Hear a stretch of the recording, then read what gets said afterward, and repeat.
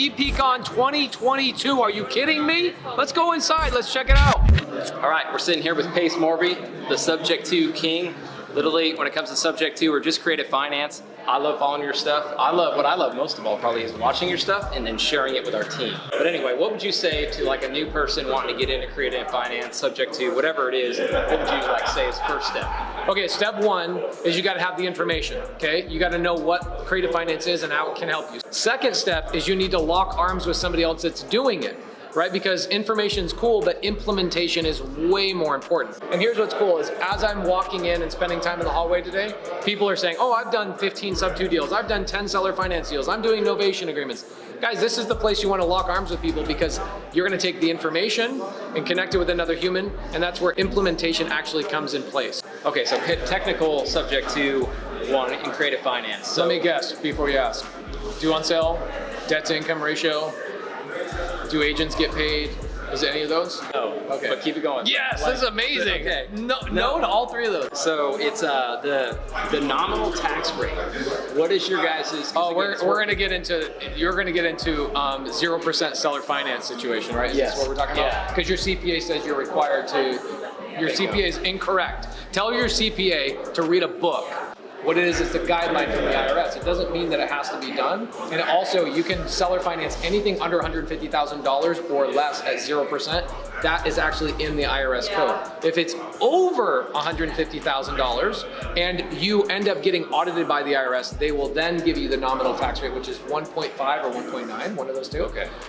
The reality is it's not a federal law, it's an IRS guideline.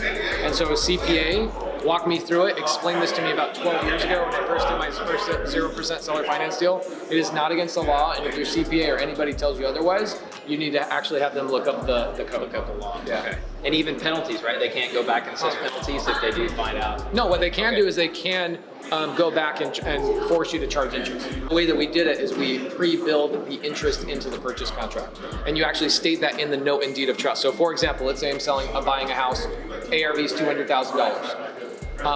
If I buy a house at $200,000 and I go get a loan for, let's say 4%, over the life of that loan, 4%, $200,000, I'll probably end up paying about $400,000, maybe $450,000 because of interest, right? Over 30 years.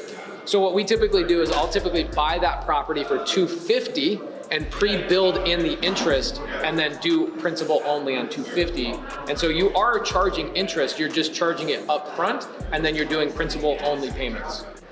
So you can structure in a way where there is interest involved. You still win as the buyer because I bought mine at $250,000 principal only versus doing 4% at $450,000 of payments, if that makes sense. So here's another way.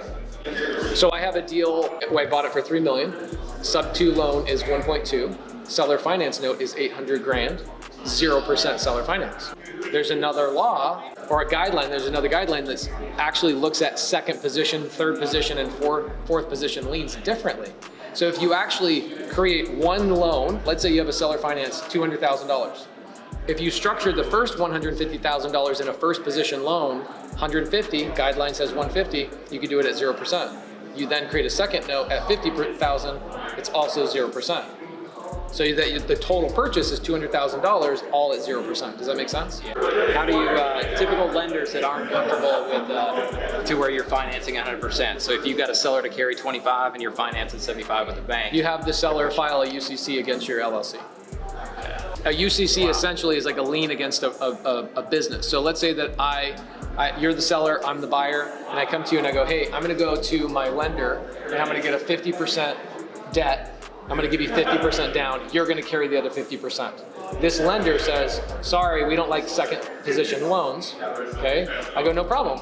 We won't have a second position. The seller will file a UCC against my LLC, which will not allow me to take on any more debt, do anything with that LLC.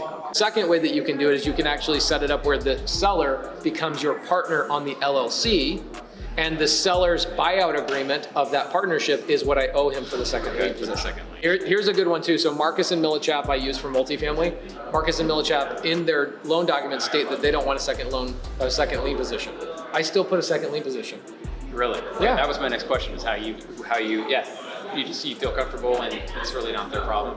You do I mean, what's the issue? Let's say that they find out that you're doing it. First and foremost, all my lenders know exactly what I'm doing. It's just a lending guideline, right? Yes. So what do they do if they find out you have a second loan position? Yeah, just to destroy a relationship or potentially. I guess it's never happened. I've never heard anybody having it. Yeah, and they just never even. It's the same thing with the due on sale clause. When if you go into the due on sale clause, people will say stuff like, well, what happens when the due on sale clause happens? Well, if you want to get into some technical stuff, there's 5 things to do when the due on sale clause happens. But do you know anybody that's actually lost a property to the due on sale clause? I've never met anybody. I've had the due on sale clause call to me 5 times, and I've stopped the due on sale clause 5 times, but I've never met anybody that actually lost a property to due on sale clause. The way you structure a deal with due on sale. So let's say that you're the seller, I'm the buyer. I buy the house from you, subject to. A year later, I get the letter that states, hey, we noticed that you guys sold the property, but you never paid off the underlying mortgage. We're now going through a judicial foreclosure. A lot of people think the due on sale clause happens like overnight or 30 days. They have to go through a full-on foreclosure. You can't just take a property back. They have to go through foreclosure and say, you're in breach of contract. You're in breach of this transaction. So they have to go through, prove it to a trustee, go do the whole thing, and then put you in foreclosure. Depending on the state you're in, that could take 2 years. In some states, like Texas, could take 90 days. So if you have 90 days in Texas, what do you do? Well, my paperwork I signed with you up front in my subject to deal states that I can deed the property back to you at any point, and if I do deed the property to you at any point, I have 2 choices. Or A, I buy it back to you on a lease option with a 30-year auto renew, where my purchase price is the remaining mortgage balance on the day I decide to execute the note. Does that make sense? Yeah, and you sign that up on the front end? Beforehand, okay. Yeah. This is why having the right paperwork is like paramount. Okay, and then the second way that you do it, I deed the property back to you, and I then repurchase it on an executory contract. An executory contract is something a lot of people don't know. It's actually a blanket term for, what state are you in? Montana. Okay, Montana. So your land contract, contract for deed, agreement for sale, agreement for deed, bond for deed, those are all the exact same thing. All it means is that I have control and ownership of the property, but you keep the deed in your name. Okay, so it bypasses that whole entire issue. When you get, and I've seen it a couple times happen to us, so we're negotiating, we find a seller who's in seller financing, and he's thinking about it, and he's pretty open to it. Imputed interest. So, okay, so the guys you're starting to work a seller finance deal, and this is just an off-market lead you're working, but he's also thinking about a cash offer. Yeah. And sometimes I'm like, hey, this is a good deal as a cash offer, but it's even better as seller finance. But I've just had it sometimes where like, okay, I built the guy's trust, we start seller finance, and we go through it, he's in, and then he goes and talks to an attorney, or he goes and talks to somebody else, and now all of a sudden, it's like all that rapport, all that trust we built is gone, and then we lose a deal. I would argue that you did not build rapport if you did not name the black swan before you started negotiating. So the black swan is the attorney, the friend, the real estate agent, the other wholesaler, somebody else involved in the transaction. There's always somebody. And when my team is talking to somebody on the phone and they go, the seller says they don't have an attorney, they don't have this, and I go, yes, they do. They 100% do. Let me get on the phone and I'll show you how to extract that information. I find out ahead of time before I negotiate the deal. And so what I'll do is when somebody says, well, yeah, of course, I'm gonna have my attorney review it. And I go, great. Why don't we just have my attorney and your attorney get into a group email right now before we start negotiating and make sure that we're good on what paperwork that we're gonna go forward with. I hammer that way ahead of time, way ahead of time. Now, if you can't fix that because you're already too far in depth, so what I'll do is, let's say they go, well, I need to talk to somebody about this. 1, you screwed up. You should have done that way up front. Black swan. 2, you go, no problem. Whoever it is, why don't we get them and whoever can answer the question for them in a group email, and then that way we can keep the communication all in one place. So guys, when you're in business, you're gonna end up having to hire an attorney. Even if you're a wholesaler, you're a fix and flip, you're gonna have an attorney you spend a couple grand a year on. So what I'll do is if they say, hey, my attorney wants to review the paperwork, I go, why? Why don't we just have your attorney write the paperwork? Because if you are saying $200,000, 10% down, 3% interest, no balloon, whatever, that's the only thing I care about. So why don't you have your seller, or why don't you have your attorney draft the paperwork, and I don't need to. In a sub-2 transaction, this is a completely different conversation. I will let them, real estate agents specifically, all the agents, every deal I've ever done with an agent on a sub-2 deal, they use their state contract, and then I just go, I will use your state contract to make your broker happy, but I need to make sure I have my sub 2 addendum and all my documents attached to that as addendums. Because there's disclosures about due on sale clause and all sorts of things in the paperwork I talked about before, making sure that I have my paperwork ready just in case the event of the due on sale clause happens. That's not in a state contract. So I want to make sure that my real estate agent knows that here's your contract. We're going to add 5 or 6 addendums to that, just making sure everybody's clear. So if a seller asks you, can I have my attorney review it? Go, why have your attorney review it? Why don't we just have them write the contract? Just put the ball right in their court. Put the ball right in their court. Every time a seller asks, can I have my attorney review it? One, it's a coaching moment for me or my team. You screwed up. Should have never gotten it to that point. And 2, why do you care whose contract and whose paperwork you use if it's a seller finance deal? Seller finance is really common, like very, very common. The only time you'll ever run into a situation where an attorney will kill a deal at that point is because they're trying to buy the deal themselves. Interesting, yeah, because it's like, yeah, they'll just get an attorney and they'll start to get different advice and then you can't, but I guess. Yeah, why not ask that? Why not just say, well, I'll pay your attorney to not just review it. Why don't we just pay your attorney to draft up the documents? Draft it up, yeah. And then he has no argument. I have found that no matter what, now this is something my dad taught me at a young age. He says, in an entire town, if there's one attorney, that attorney will starve. If an entire town has 2 attorneys, both attorneys get rich. Think about that. Because attorneys' jobs are to fight with other attorneys. So if my attorney sends in his paperwork, that attorney goes, oh, $500 an hour, $300 an hour. They start negating and coming up with every little issue you can imagine. And I've seen probably a good 200, 300 different seller finance contracts because that allows an attorney to create his own contract and bill. Can you imagine if every document was a boilerplate contract? Every attorney would go out of business, right? So what I just do is I go, I'm not gonna even have my attorney draft it because we're all men here. So if you go into a barbershop and you went from barbershop A, got a haircut, you then walk over to barbershop B and you say, hey, do I need a haircut? What do you think the barber's gonna say? Yes, you need a haircut. Because that barber either did a bad job or, man, you look really, really bad. That's how people make money. Attorneys make money by making other attorneys look bad. They don't make money if they don't fight. So give them no one to fight with. Don't talk about your attorney, don't talk about anything, just say, why don't you write the documents? And then there's nothing to review. That takes out like 90% of the issues. Third-party stories. Here's the thing, your team's not telling third-party stories. Your team, I can already tell you right now, your team's not coming up with, I call them fictitious third-party stories. So I'll say stuff like this on the phone with the seller. Hey, Tammy, I've got another call to jump onto real quick. In fact, the call that I'm jumping on is with an attorney of the other seller.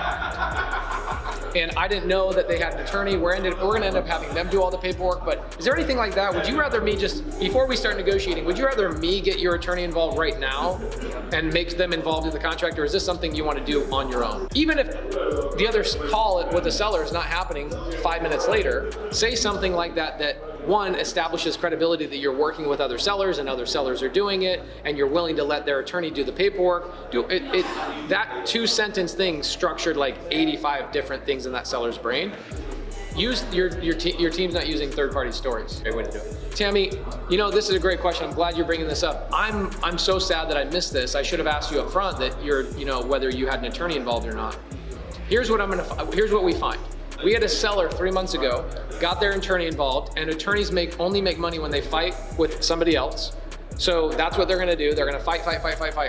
And 3 months later, you're gonna not be in a transaction with us, but then you're gonna say, man, that was a great deal, and you're gonna be calling me back up. So I've done it, not as much as you, but I've done a lot of seller finance stuff and I can talk my way through it, but trying to talk an acquisition manager. This is why I record everything.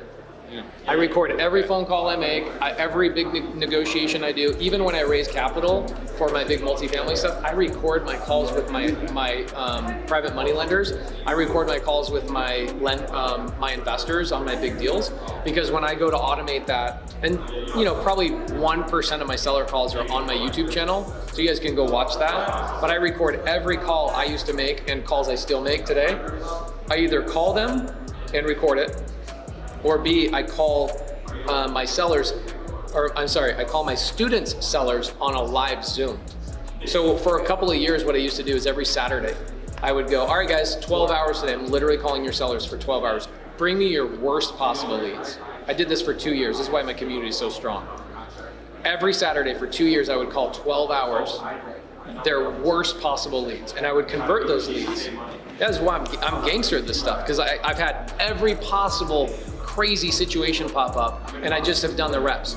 And so when you are showing them on a recorded call, here's this, here's that, here's this, and then you categorize it by objection, and you have 7 calls per objection, I probably have 25 attorney calls that are like, I'd like my attorney to review this, or I am an attorney, I'm gonna review this. I have 7 calls overcoming that objection successfully, and then 7 or 8 calls of not converting that call successfully, and you'll see why I didn't. You could go back and backtrack and replay it like a football game and go, you see this? I didn't pause. I didn't, ask him a question. I didn't validate him. He asked a question. I didn't actually answer the question he was asking. I answered a different question because I thought he was asking something else. And when you go back and watch this stuff, it's like a playbook for your team. It's missing, and a lot of people are like, man, why do you record your seller calls and put them on YouTube? I'm like, because it's the only way any of us learn. You have to physically see it to understand it truly. And it's the same thing with, if not worse, for acquisition people, because they're stupid. Yes, I'm talking to all acquisition people, including myself. I 100% believe in creative finance and just struggling to scale it. Yeah, that's the problem, is you're not recording your calls. And either A, when I was embarrassed by my chops on the phone, I wouldn't record it. But then I realized that was the only way to scale out of the business and then show people. So when my sales guy runs into an objection, he would call me or voice memo, hey man, I got a call with the seller and it says it. I'm like, crap, that means I didn't record enough of those calls on that objection, or you didn't find it. And so it took a couple years and nobody else was doing this. And it's one of the cool things that I do for my students is my students now don't have to go create all those. They just send their acquisition people into that portal and they see all the seller calls of every little objection that I've ever overcome. It's actually better though, to be honest, for your team to see you do it, because my style might be different, or I might negotiate a different type of deal than you would ever negotiate. So it's better for you to be the guy that does it. Well, let's dominate 2023 together. Reach out, direct message me, direct message Pace. We'd love to hear how we can help you dominate 2023.